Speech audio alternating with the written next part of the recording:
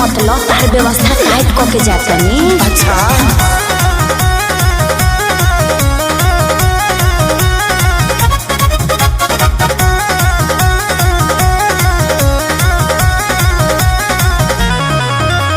लगन में हो जाए शादी चली जाए वो हम ससुराल। अरे सुनत हो लगन में हो जाए शादी चली जाए वो हम ससुराल। अच्छा हई फोन नंबर ल सहेली के अब ये करे से करी हो प्यार। हमके न कही हम फरेबी हो बिल्कुल ना जाने तुम तो जाने तुम तो जाने तुम तो मीठी जलेबी हो सुनो ना भरना की तुम देवी हो। जाने तुम तो मीठी जलेबी हो सुनो ना भरना की तुम देवी हो। सही में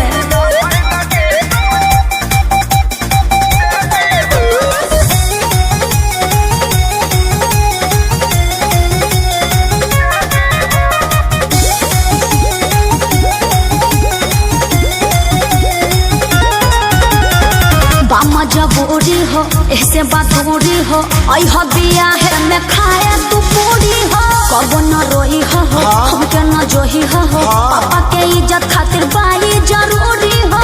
अरे तनी फीलिंग के फील कर पर करूई ना भाई त सुना का दुआरा पजाई ठीक बा तहरा शादी के मिठाई डरली मन भरे हम खाई जाता नी गिफ्ट देके है भी हो।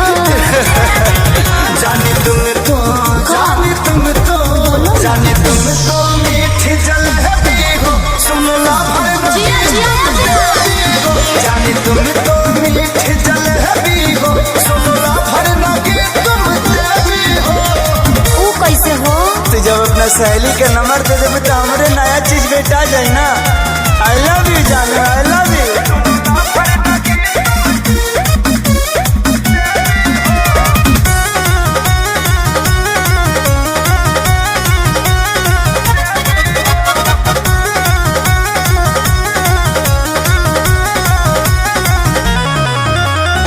लुटी हो खूब मजा तो ताजा पाई के लभर हो ए हो खेसारी अब की बारी पियबे से करब हम सवार हो। बाबू अपना ख्याल रखियो। हाँ हो रातों रात सोनू के याबे हम खुश खबरी सुनाई। अच्छा बारू तू कितना दानी बतिया रे से बताई। अरे रखी हो ध्यान हमर बेबी हो एकदम जाने तुम तो जाने तुम तो जाने तुम तो मीठी जलेबी हो सुनो ना भरना की तुम देवी हो। जाने तुम तो मीठी जलेबी हो सुनो ना भरना की तुम देवी हो। कुछ भी बोलते हो है ना। जाने तुम तो मीठी जलेबी हो सुनो ना भरना की तुम देवी हो।